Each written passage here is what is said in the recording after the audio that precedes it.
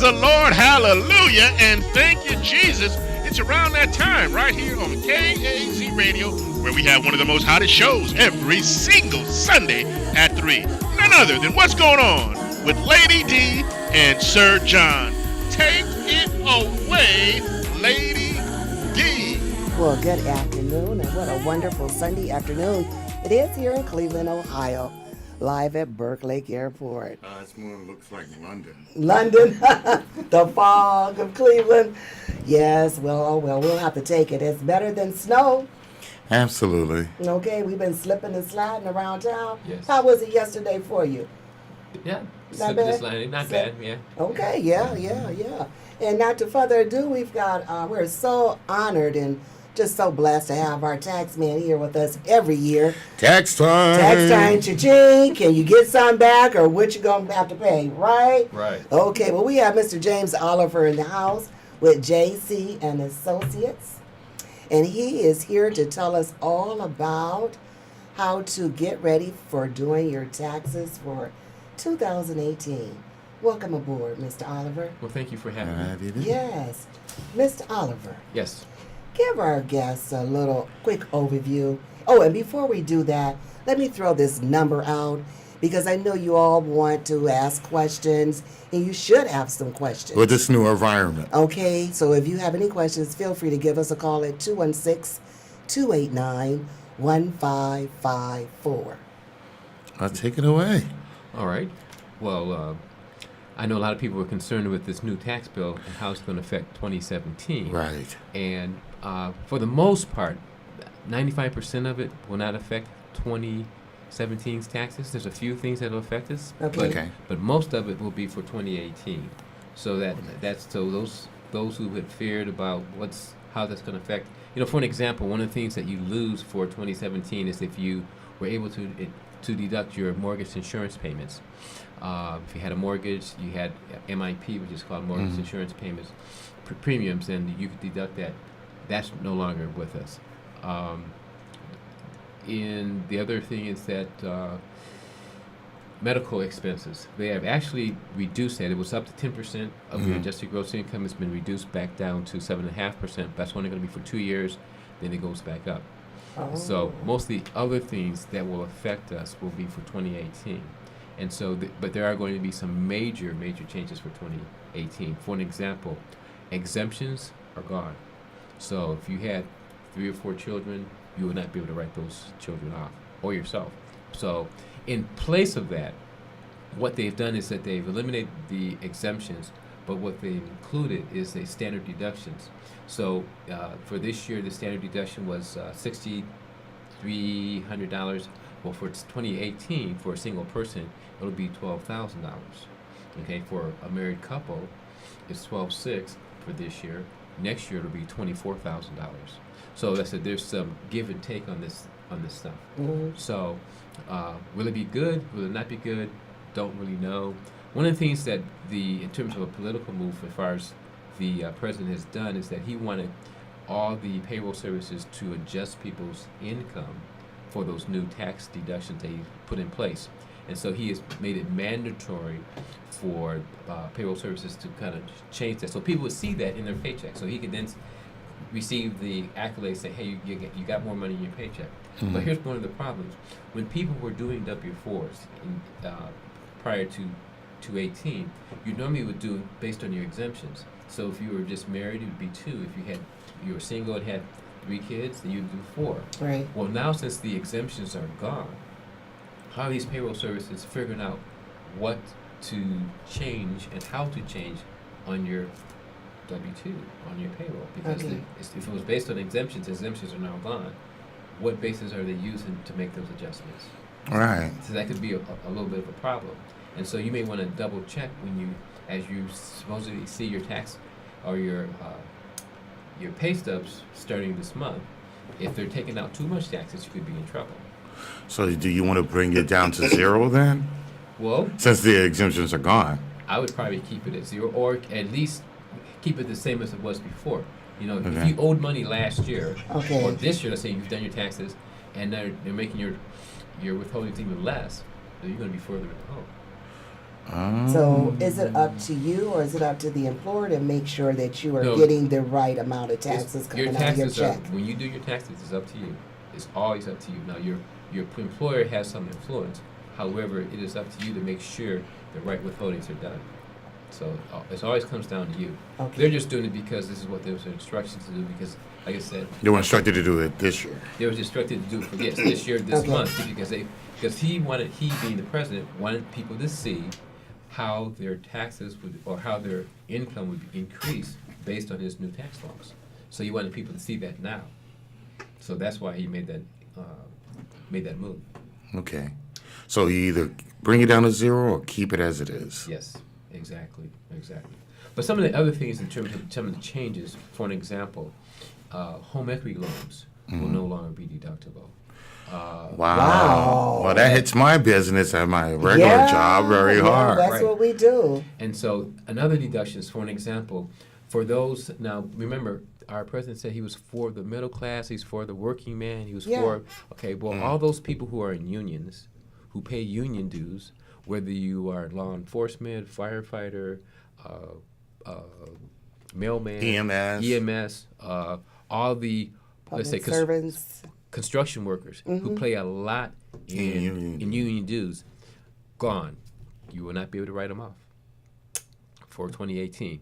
Now, the one thing that can happen, and I can say this, and this just as a small out for the administration, because they passed it at the end of the year, they do have all year to make some adjustments. So maybe if the unions cry loud enough to DC, maybe they'll make some technical corrections and change that.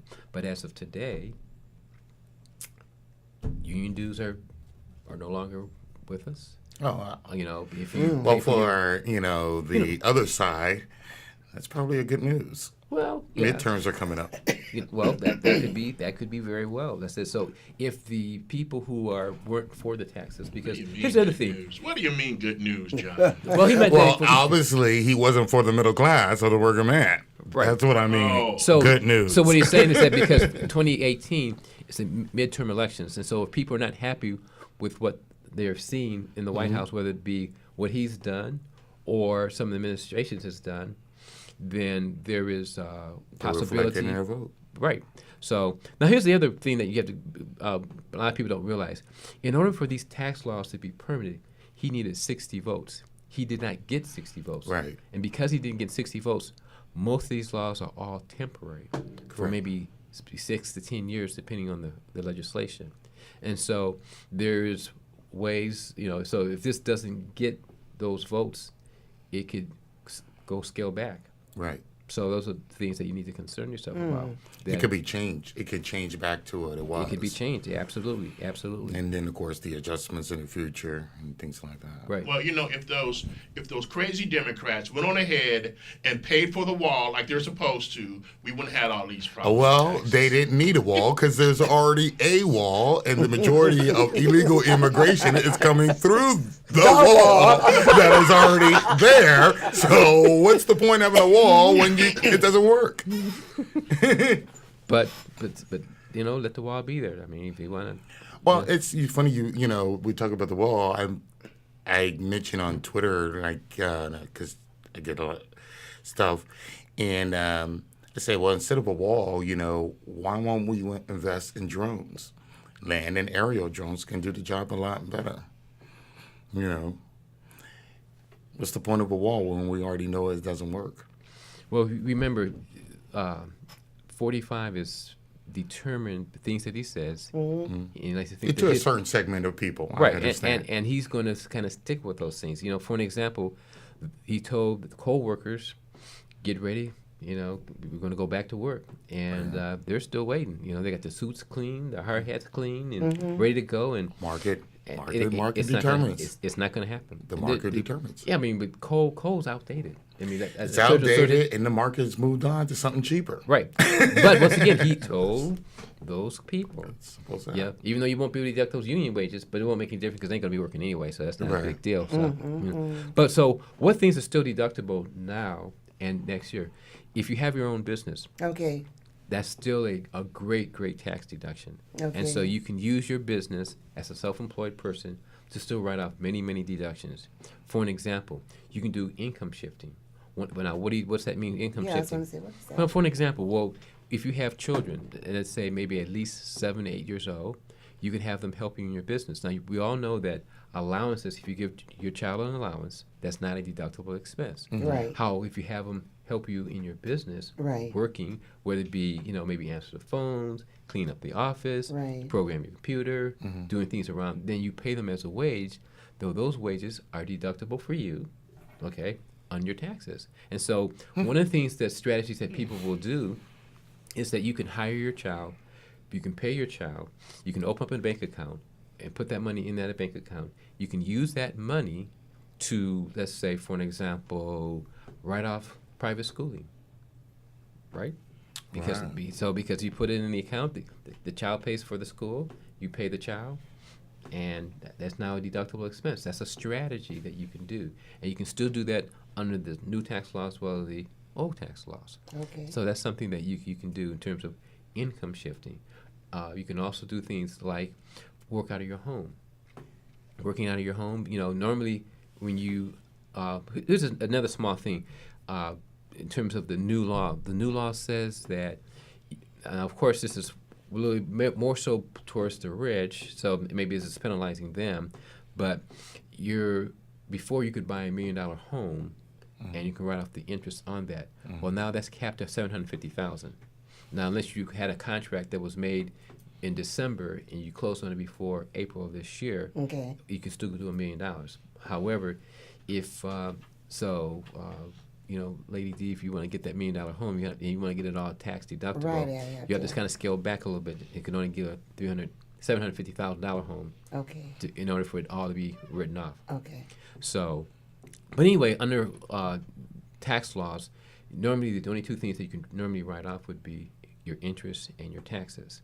Well, if you have a home and you work out of your home as a business, you can do many, many different things. Well, now the lights can be deductible, a part of the lights, Right. part of the gas, Right. part of your insurance, and Right. so. But that's always been a part of the Right, but code, and that's still the same. That's Okay, still the so same. that doesn't change. That hasn't changed. Okay. Now, but one thing has changed is that entertainment Oh, yes. it's been eliminated. So in other words, let's say for an example, you want to take your favorite accountant out to dinner Right. to talk about the new Right. tax laws. Right. Well, guess what? That's no longer deductible. So when did that end? that ended December 31st Last year. of last So year. all of your receipts Right. from last year Will be good for last year, for but not last year, but right. not January. But see, here's Okay. the thing that's going to be interesting because needless to say, the big companies, these corporations who buy these loges for their clients, to say a basketball loge or a Right. football Football. loge or All a that baseball loge, entertainment all the stuff. entertainment, or you take your client out for golfing, and talk about business, after the golf game, it's no longer deductible. Is there anything to replace that? Come on, James. What's the loophole, baby? What's the There- loophole? right now, there is no loophole. There is no loophole with that. And so I'm not even sure why he decided to do that because, needless to say, there are going to be a lot of Well, pushback. doesn't he do it himself? Exactly. Absolutely. Mar-a-Lago. But now we have to remember now, as the president of the United States, what do presidents really pay for now? Nothing. Nothing. Nothing. Okay, because everything's paid for. Right. Their transportation is paid for, their clothing's paid for, their housing's paid for, When is he all getting out the of office? entertainment, all his entertainment. Right, so he brings people to the White House. So he doesn't Or have to- Mar-a-Lago. right. So he doesn't have to worry about the aspect of Because writing he's up. not paying for it. He's not paying for it in the We first are. place. Right, Exactly. right, right, And so understood. that's why, so he may think about it after he's out of office, but Yeah. right now, it's no longer deductible. However, you still have other expenses that you can write off. For an example, you can still set up your own. And here's the thing that I think people need to realize. With this thing, tax, there's a bigger picture than just taxes, and people need to realize that you're in business technically to make money. Correct. You're in business to become financially independent. Correct. You're in business to build up a retirement, okay? And you cannot make like $5,000 and expect to have a great retirement. You might do well on your taxes, Right. but the bigger picture is that you want to make lots of money.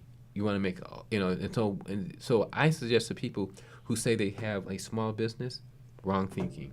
Small business is small business. Okay, And that's that- small business mindset. So Okay. you want to think of you have a global enterprise, because what you're trying to do, you're not trying to make enough money to get earned income credit on your tax return. You're trying to make enough money so you can provide for your family. Okay. Let's say provide for yourself, build a retirement. Mm-hmm. For an example, Social Security. If you do 30 years making $10,000, now you may have great tax returns. 2, 3, 4, 5, You'll 6, have 7. horrible Social Security. But yes, and now when it's time to call for Social Security, they're gonna say, "Well, Mr. There's So-and-so." nothing there. Well, there's gonna be some there, There's but gonna be some, nothing. but very, very little. Right. Very, very little. And so, for those who think short term, for an example, why do you see a lot of barbers and beauticians go till they can't go any further, where their hands are, because of the fact that they have not planned long term to say, "Hey, I want to pay into Social Security." What are the three legs for retirement?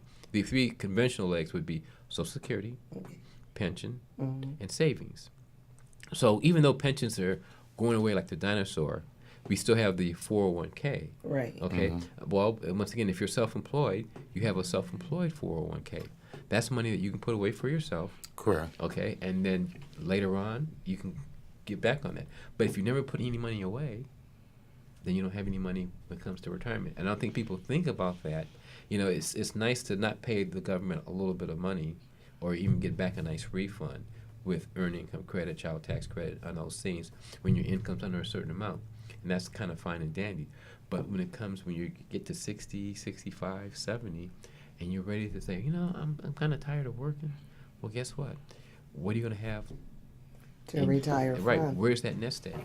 So how early would you say one that is working, If you're self-employed, you should probably do it right from how the start. soon should you be doing this? Well, whether you're self-employed or employed, you should start when you start working. If you start working at 18, Yes. it's never too early for retirement.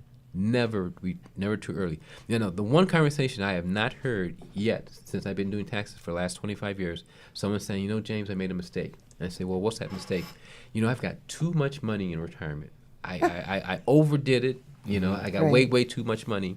Now, and if that conversation came up, I say, we can solve that. We can buy that extra house.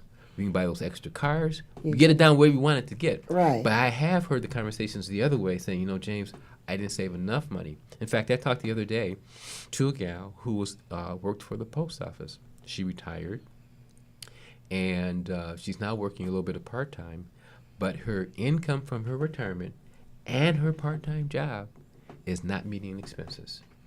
Dear. And From so the post office? from the post And you office, think they What would if she, have a she good didn't invest pension? in the pension? They do have a pension. they do have a pension, and they have a pension. Yeah. And so, but what it was is that she retired a little bit early, okay, and she didn't think about, okay, if I retire at this time, this is what I'll get. If I retire a little bit later, this This is is what I get. Right. In fact, I talked to a nurse just today who works at University Hospital, and she's been there for almost 30 years.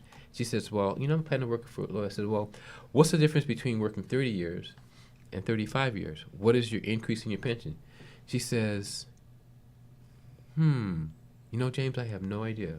I said, well, it would be a great idea for you to find out what that difference is. It could be tons. For an example, as a Gotta look at that.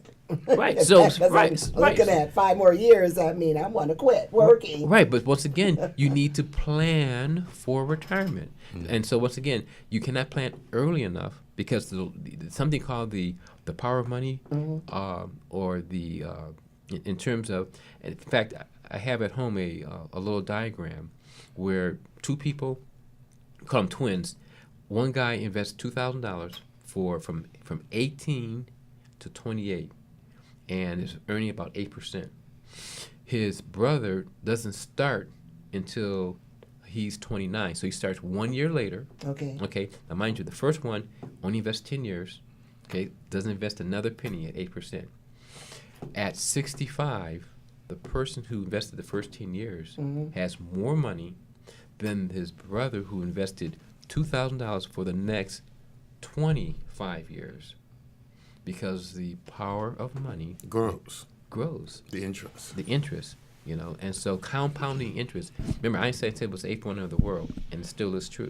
And so you can't invest too early for yourself. And so once again, I said, so when you say how early, the earlier you start, the better off you'll be. Wow. So That's really Now, good stuff. I have a question for you. sure. I am invested in cryptocurrency. Okay.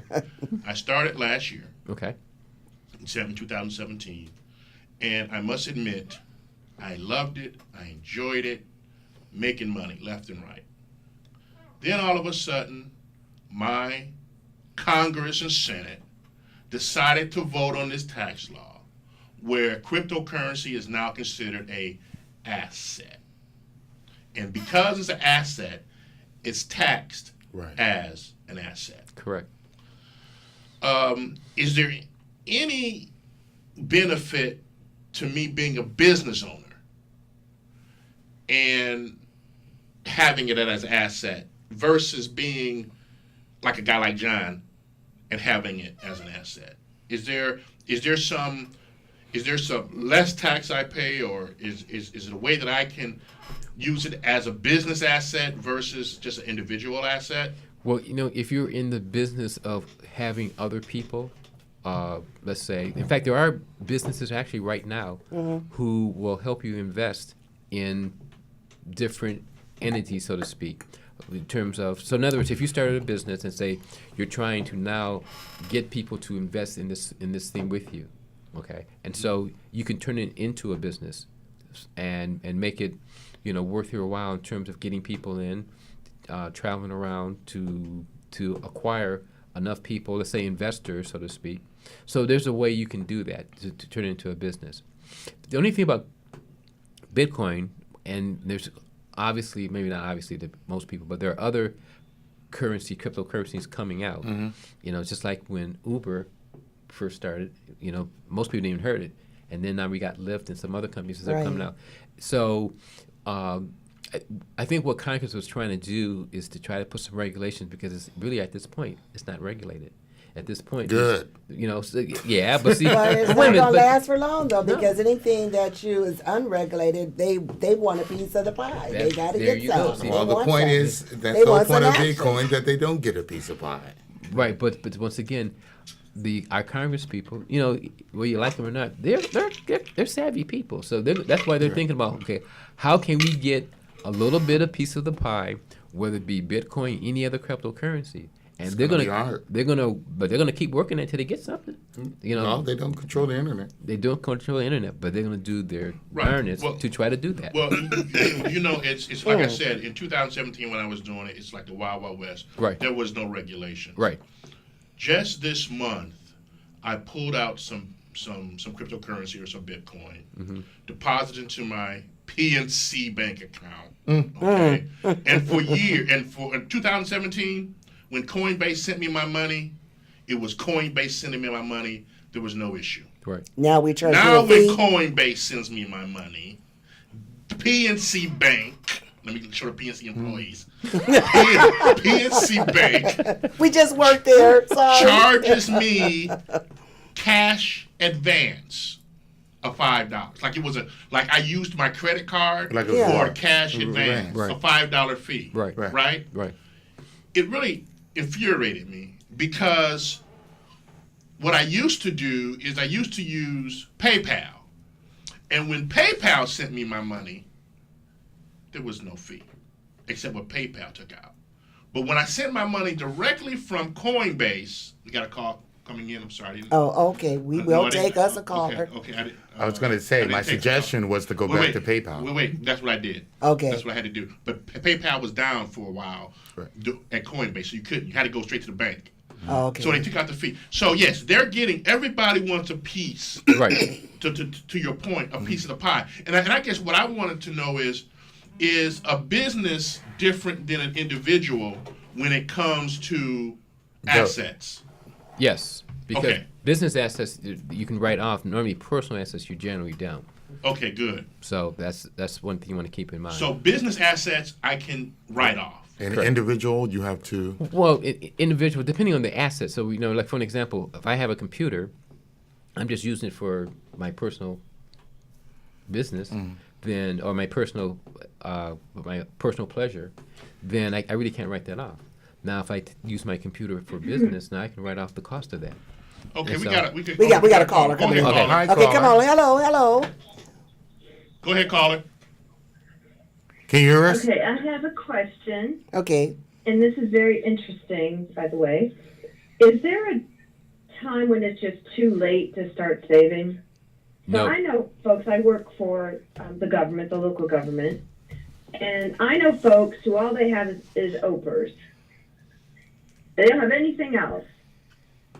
I went ahead and did deferred comp in addition to OPERS. Is that a good thing? And is there ever, like, too late a time to start saving? The short answer is no. It's never too late a time, and you can never save too much, and that's you're doing the right thing. Now, here's the thing you have to think about: all those people who are working and not saving anything else. Ask them the question that says, "Well, how do you like the money that you're working on? Can you easily live on the money that you're making right now?"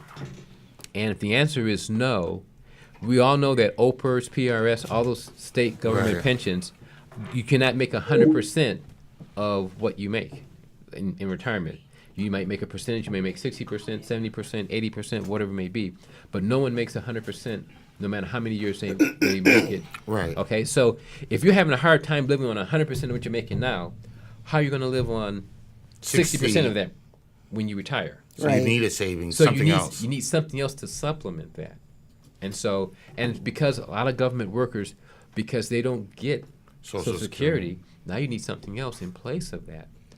So, but in terms of, is it ever too late? It is never too late, and you can never save too much. Well, I know I started Caller- because is our caller still No, there? they're gone. Okay.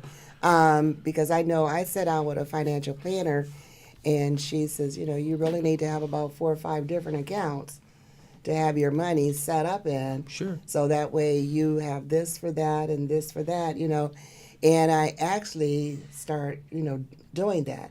So I hope when I sit down with you to do my taxes that I've made some changes and it looks good. Okay, all right.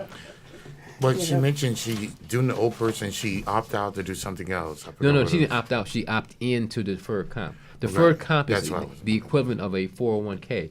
And so the way it works is that the government names these things to let you know what kind of business. That 401ks are for private enterprises, business. 457s are for government employees. Okay. 403bs are for teachers and medical professions. So they work exactly all the same way. They're just labeled different. So you Right. So she gets the PERS and that. and she gets both of those. So that was a good thing for her to do. Absolutely. Excellent thing to do. And I encourage people to do that all the time.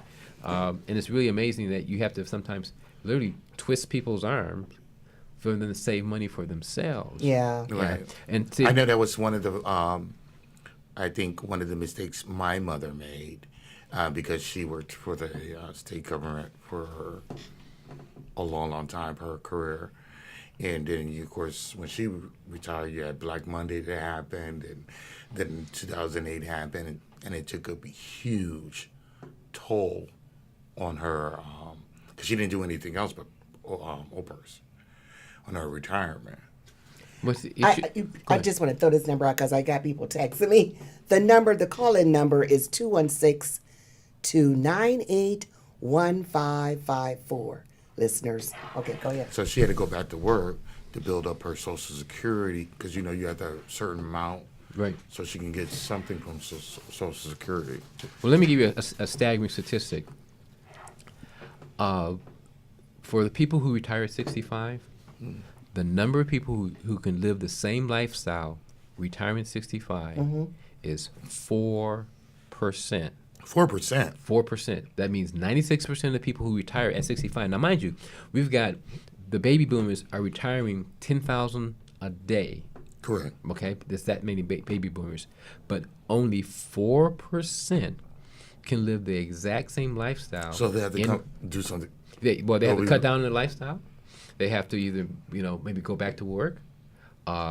They have to make some adjustments because they can't keep up with their spending habits post 65 as before 65 because they were making X amount of dollars, and they didn't, once again, it's part of this thing is planning. And you know what? So it really makes sense that when you're thinking about retiring and comparing to the lifestyle that you are accustomed to You plan for living, that lifestyle. you need to plan for that lifestyle. You need to make sure when you're no longer working that you have enough money that will cover your monthly expenses. That's because correct. I hear this all the time when I talk to our customers. What happened to you when you took out this loan or whatever? And within a couple of years, they lost a spouse, so now they only have one income. So I think you really have to be ahead. We have another caller. Got coming another in? caller. All right. Well, I'm gonna just let our caller Yep. get their question. I can always check this out. Caller, hello. Hi. Hi. Hello? Yes, Yes. welcome to What's Going On. We have question for James Oliver. Okay, great. I have two questions. Sure, go ahead.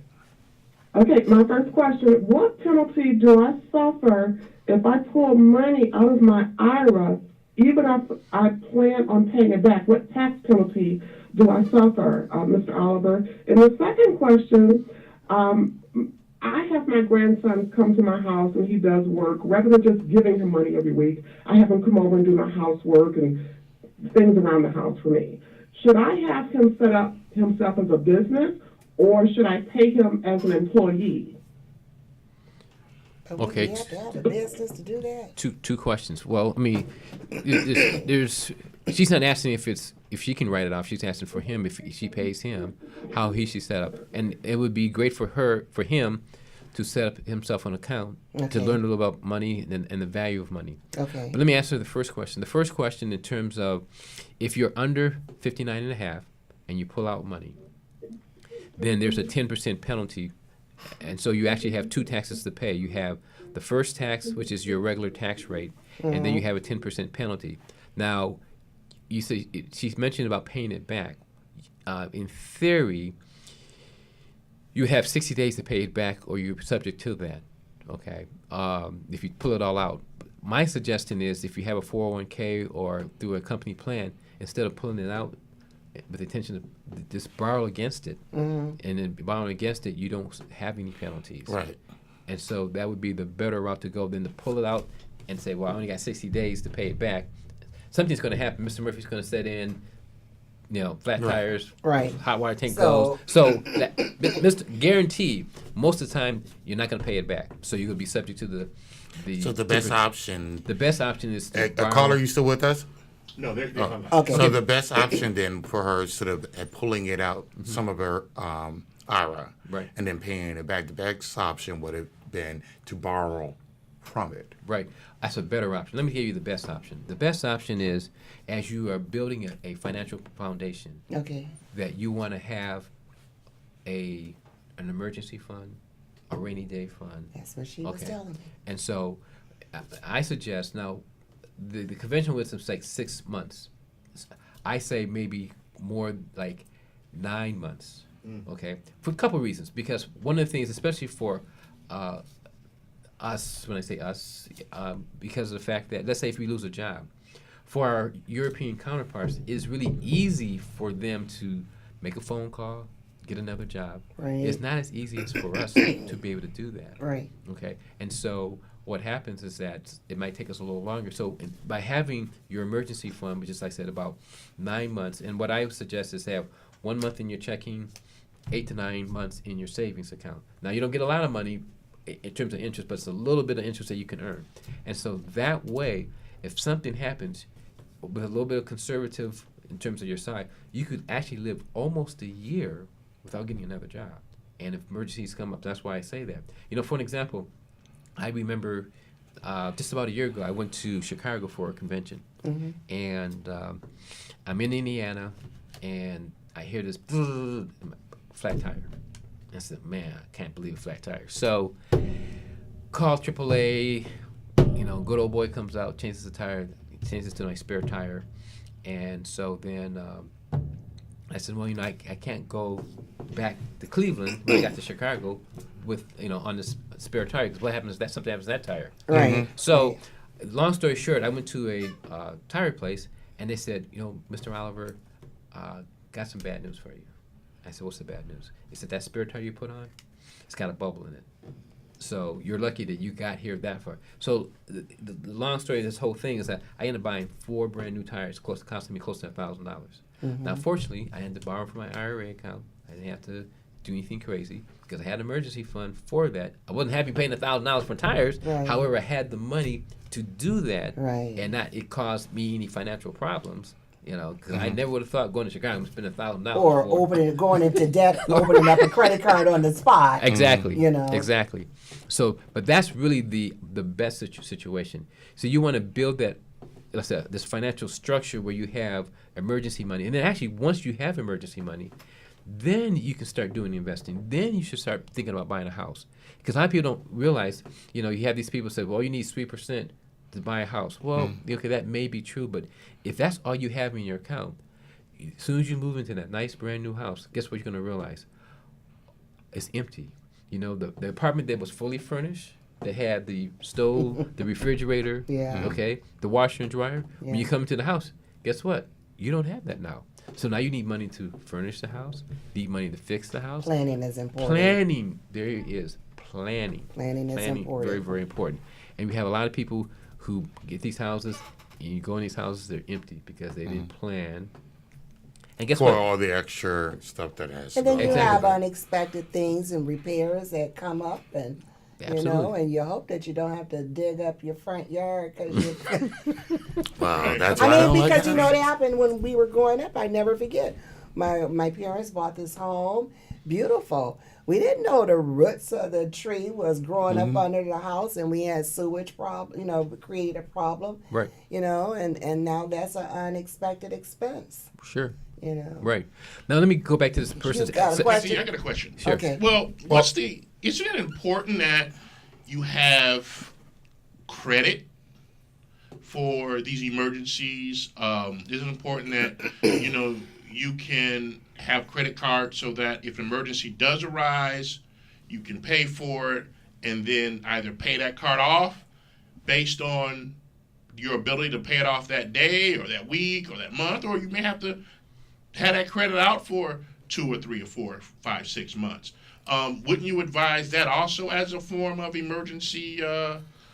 Yes, but the thing is that now, mind you, when I went to Chicago, I didn't have $1,000 sitting in my pocket, so I used my credit card. Right. And then when I got back home, I paid it off, so it was paid off within a week. Right. So I just want to give the honest impression that James Dollar was walking around with $1,000. Yeah. No, No. that was not Right, the case at right. all. Right. I You pulled out gotta go to savings and then Right. So I just, use the credit card. Here's the thing, though. Ultimately, you want to be debt free.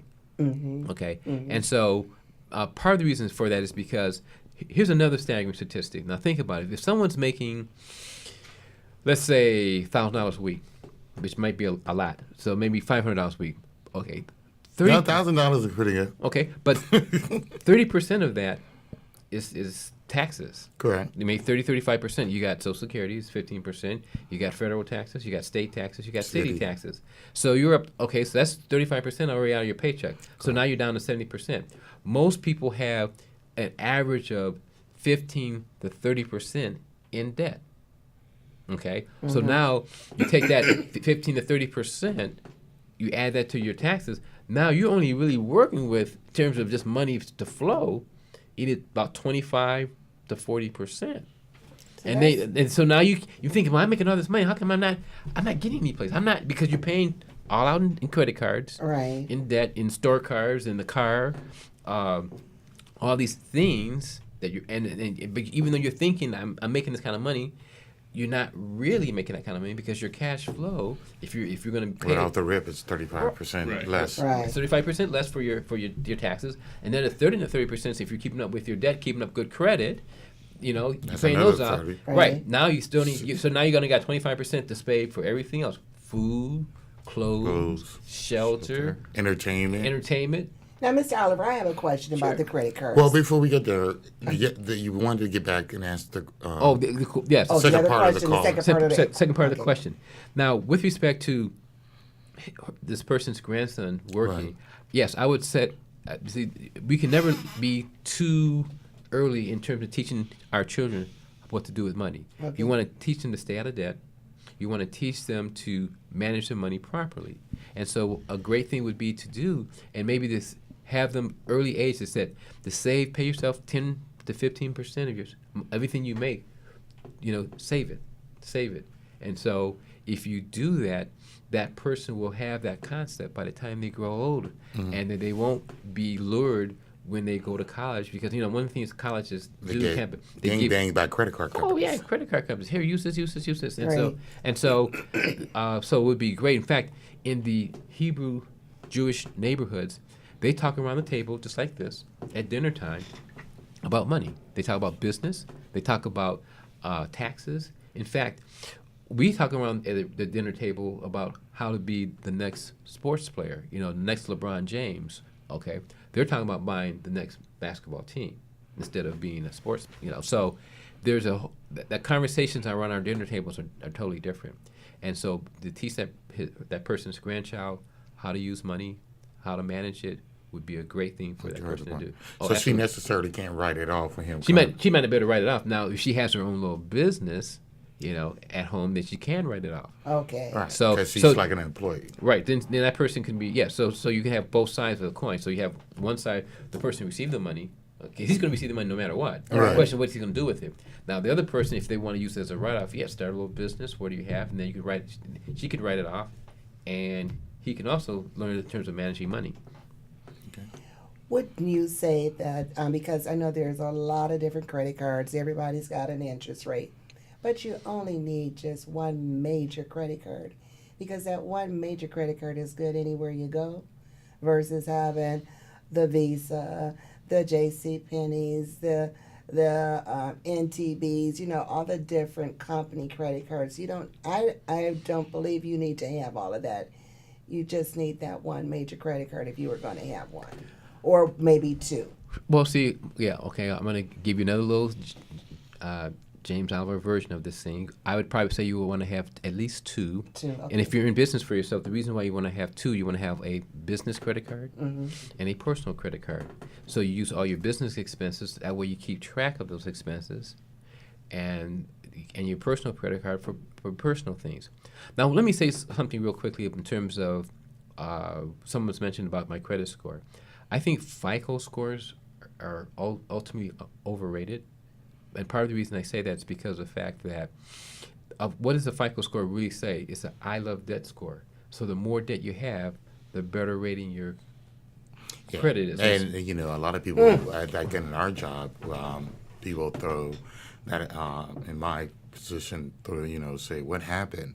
I have a great credit score, but I was denied. And a lot of times I say, well, you have to call that underwriter and find out. But I say, well, what did they tell you?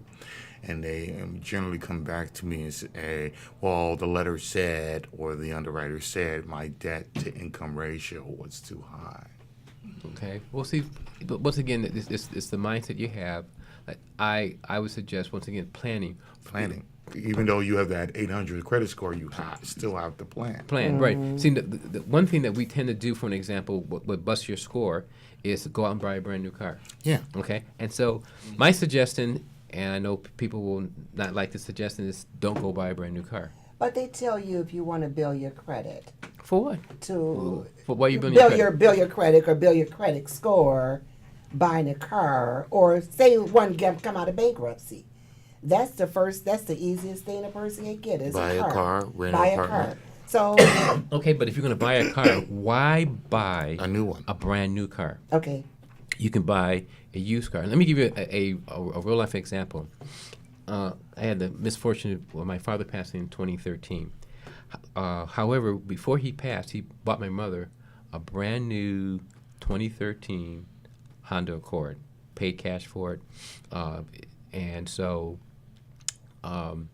they said that car cost around maybe $35,000, and so 3 years later, my niece said, Uncle James, I want to buy. Can you help me buy a new car?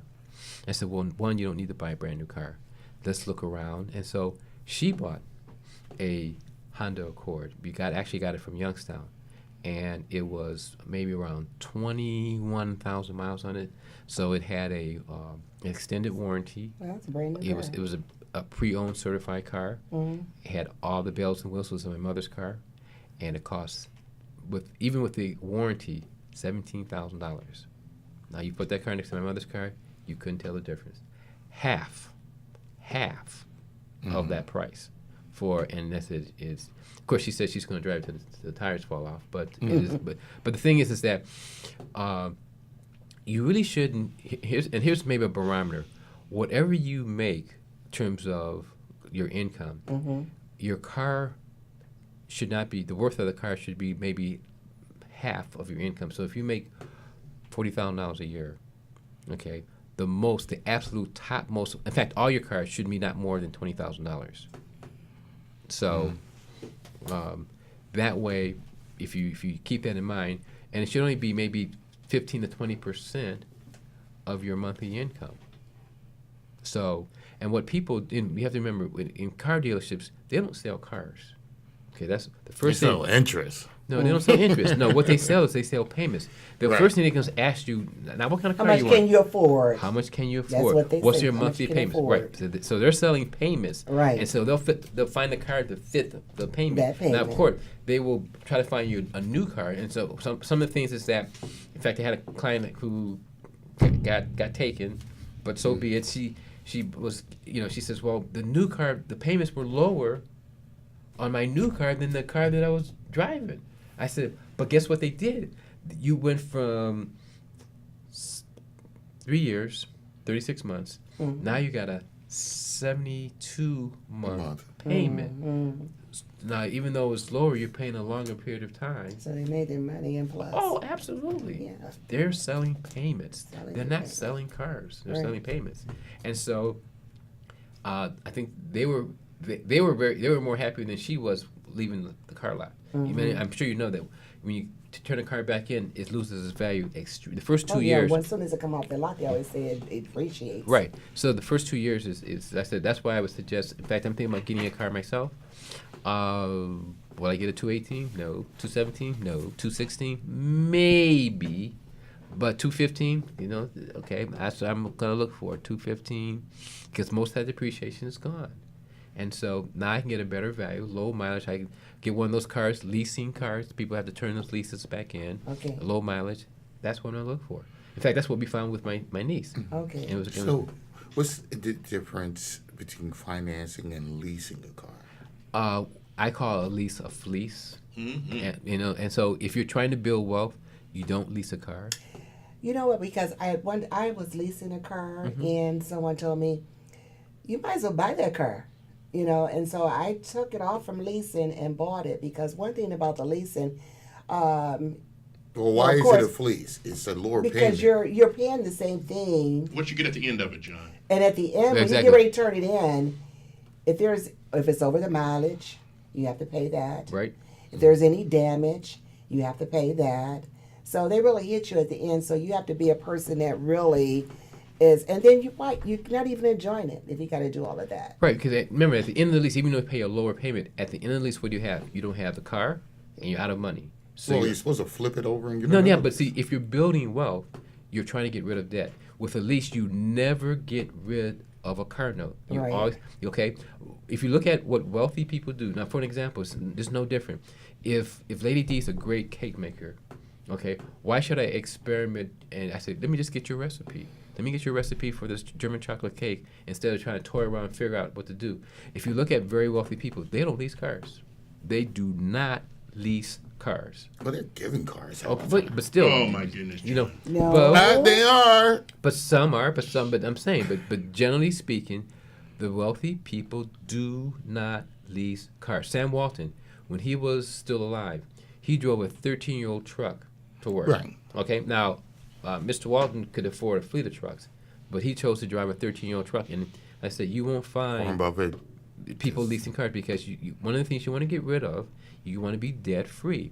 Now, same thing in retirement. If you're debt free in retirement, that's more money for yourself. Okay, and so that's why you don't want to lease cars, even though they But- suck you in Right. terms of saying, well, it's a little bit lower payment. But see, what But how long you should keep a car? Because I don't believe a car doesn't last that much longer than well, that's its warranty. well. See, my thing is this: the last car I had, I had a Lexus. I have a Lexus. 10 years max is what I give myself. Okay, but still, if you get a decent car, then 10 years is great.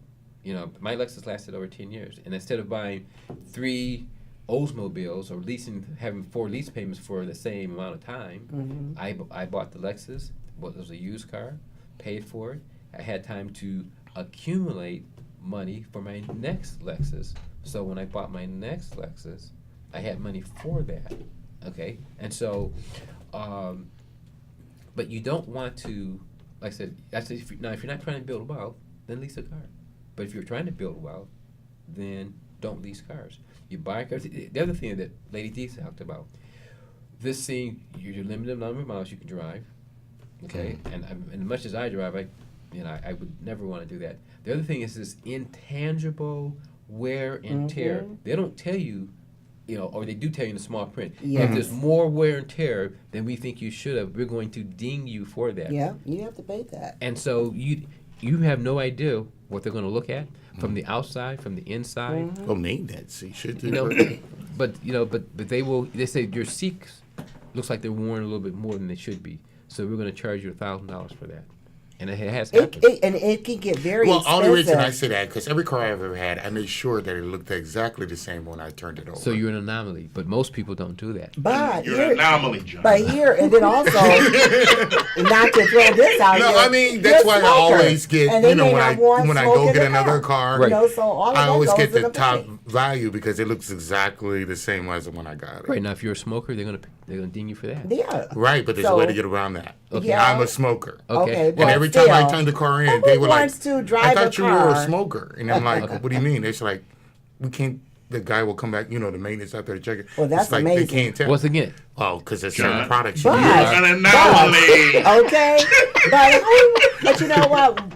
If you're gonna get a car, you want to enjoy the car. I am It's enjoying my the thing. car. I'm And just my making thing sure that it was, looks I the wanted same to because I know I'm enjoy going to it. get Once rid of it. When I learned that, I was like, nope. Let me turn this back. Let me go ahead. I turned it around and I said, I'm buying it, and I got out of that lease. right. I mean, You know? I enjoy the car, And believe it but or not, my whole my intention every payment time I have a didn't car change. is that I'm not going to keep it but a certain time before I go get another one.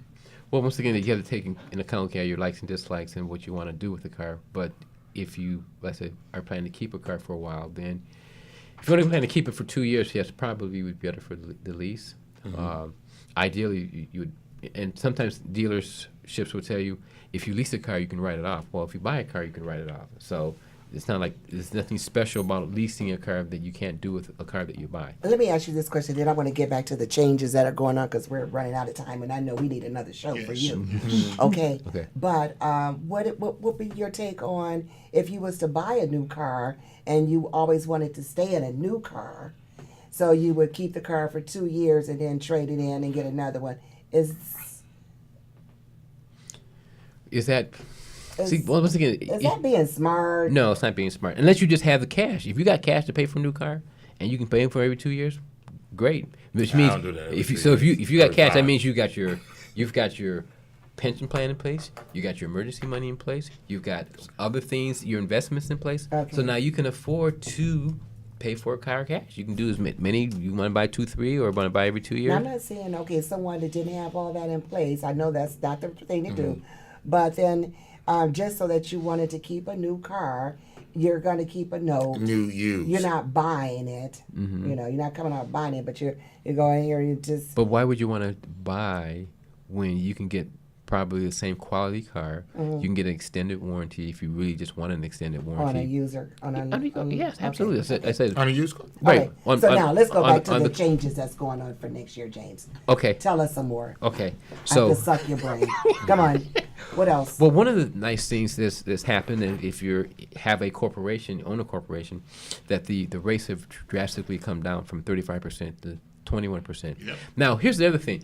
If you had a corporation, that strategy you're talking about buying a new car, I'd probably let the corporation buy it. Yeah. So the corporation can write it off, Right. And then because since you own the corporation, see the thought is if you have a corporation is control in that ownership, and so you let the corporations buy everything, and you own nothing. Now, two benefits from that: one, in terms of liability, it's going to be with the corporation, but the second benefit is that the corporation is going to write this off instead of you, and so and then you just pay yourself a modest salary. And let the corporation pay for all these things that you, in terms of that would be the strategy I would suggest if you're, especially since now corporations have this much favorable rate in terms of tax rates, they're cheaper than our personal rates. So that's what I would suggest. If you were just said to have a brand new car and you had your own business, I said, well, hey, we'll just set up this corporation. The other thing with corporations, a lot of other good benefits in terms of sending yourself a pension, some fringe benefits that you don't have to pay for. Like I say, you don't have to pay yourself, instead of paying yourself $200,000, maybe pay yourself $75,000, and that other monies you let the corporation, put together. Now, mind you, put together a pension, all these other benefits that you can have. Annuity or something like that. Right, and so even though pensions are going away like the dinosaurs, that doesn't mean you can't have a pension because they're still around. It's just corporations don't want to pay for it. But if it's your own corporation, you can be part of the board of directors and say, hey, we decide that Lady D is entitled to a pension. We're going to give her a very generous pension because she's a very valuable employee of ours. Another nice thing with a corporation that you can do, for an example, is that a corporation. Now remember, if you have a corporation, you have to set up and do the things a corporation does. Okay. First thing you got to do is make sure you incorporate correctly. Okay. Because a lot of times people don't incorporate correctly. Because if you get sued, the first thing an attorney worth his salt is going to say, "Did you incorporate correctly?" Because what they're trying to do is pierce the corporate veil. And if you did not incorporate correctly, then they've got you personally. So that's the first thing. Now, wait, we say not corporation correctly. We only got 5 minutes. Is it an LLC or a corporation? Doesn't matter as long as it's done correctly. Correctly. Right? Okay. But now remember, an LLC, let me hit an LLC. Limited. An LLC is a limited liability corporation, but the way that can be manifested, you can have an LLC that's what's considered a sole proprietor or a disregarded entity. You can have an LLC as a partnership. You can have an LLC as an S corp. You can have an LLC as a C corporation. Okay, so there's a lot to that. Right. See, but an LLC is a asset protection strategy. It's not an accounting strategy. That's why it's for protection. But now, in terms of the way that LLC does their taxes, now you decide what way do you want to do your taxes. If it's a corporation, C corp, partnership, disregarding entity. Right. So those are things that you want to consider. But once again, like I was going to say, the next thing that you want to do as a corporation is corporations have to have business meetings. They have to have a business meeting, stockholders meeting every year. Okay. So guess what? You can decide as a corporation, hey, maybe we'll have our corporation, our annual meeting in Orlando, Florida, in the middle of winter in Cleveland. And the corporation pays for all the board members to go down to Florida. They have this annual meeting. Corporation pays for everybody, take it off the corporation taxes.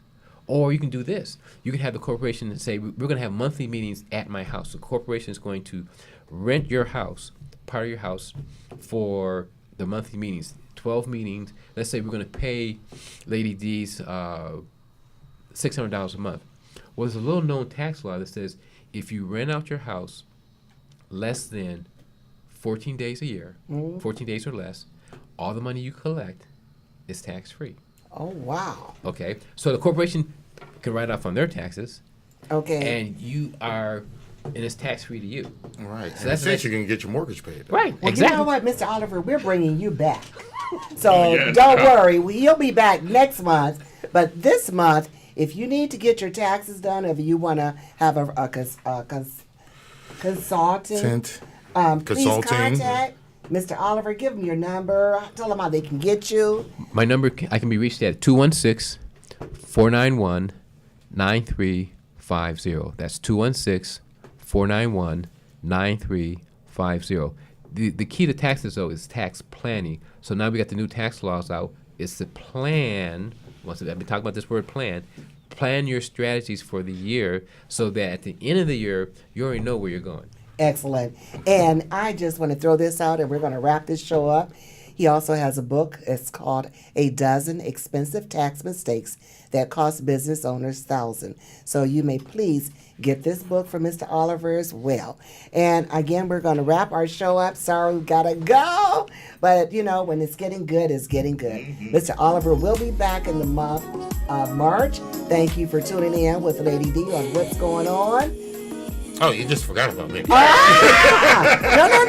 We're not going to forget about you because you are it and Sir John. There we go. All Everyone right. have a great Sunday and a great week, a blessed week. Yes. And go Cavs. All right. And thank you, Bob Ivory, for letting us. That was a little Bob Ivory, ladies and gentlemen.